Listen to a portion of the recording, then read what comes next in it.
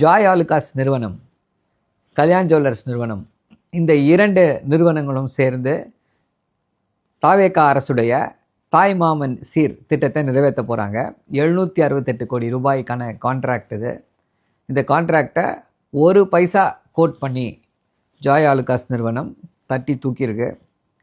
1 பைசாவா எதுக்குன்னா தெரியல, 1 பைசா எதுக்குன்னு தெரியல, ஃப்ரீயாகவே சொல்லியிருக்கலாம். ஆனால் ஃப்ரீயாக டெண்டரில் சொல்ல முடியாது, ஏதாவது ஒரு அமௌண்ட்டை கோட் பண்ணணும். அதுக்காக 1 பைசா கோட் பண்ணியிருக்காங்க. இது நியாயமானதா அப்படின்னா இல்லை.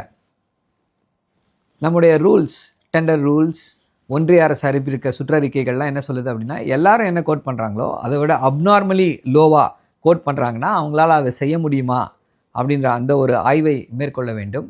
எப்படி இவ்வளவு கம்மியாக கோட் பண்ணுறாங்க, அப்போ இதுக்கு பின்னாடி ஏதாவது ஒரு லாப நோக்கு இருக்கா இந்த நிறுவனங்களுக்கு அப்படின்றதையும் நாம் ஆராய வேண்டிய சூழ்நிலையில் இருக்கிறோம். செய்கூலி இல்லை, சேதாரம் இல்லை, ஹால்மார்க் சார்ஜஸ் இல்லை, எதுவுமே இல்லை, தங்கத்துக்கான விலை மட்டும். விஷயம் அறிஞ்சவங்க என்ன சொல்கிறாங்க அப்படின்னா, இந்த தங்கத்துக்கு மட்டும் பணம் அப்படின்றாங்க இல்லையா, அதில் இவர்கள் விளையாடுவார்கள். ஏன்னா தங்கத்துடைய விலை டைனமிக்காக இருக்குது, ஏறிக்கொண்டே செல்கிறது. இறங்கின மாதிரி தெரியல, இறங்கினா ஒரு 1000 ரூபா இது வரைக்கும் அதோடைய பீக்கிலேருந்து குறைஞ்சிருக்கு. பட் இப்போது ஏற்றத்தில் இருக்கிறது. தீபாவளி வரைக்கும் குறையவே குறையாதுன்றாங்க.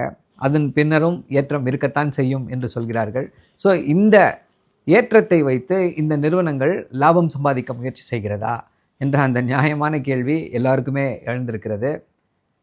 இந்த 2 நிறுவனங்களும் கேரளாவை சார்ந்த நிறுவனங்கள், தமிழ்நாட்டில் நிறுவனங்களே இல்லையா என்ற கேள்வியும் எழுகிறது.